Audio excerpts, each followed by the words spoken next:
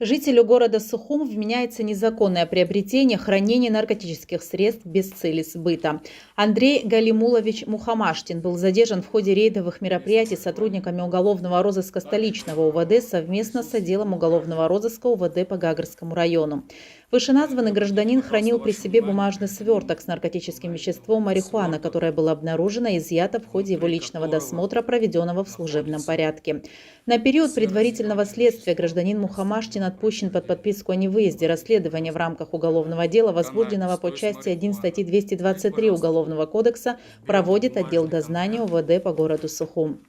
Тем же подразделением расследуется уголовное дело, возбужденное по части 1 статьи 223 в отношении жителя города Сухум Ломи Алексея Руслановича. У последнего в ходе личного досмотра был обнаружен медицинский шприц с жидкостью, как впоследствии установлено экспертами экспертно-криминалистического центра МВД Республики наркотическим средством метадон.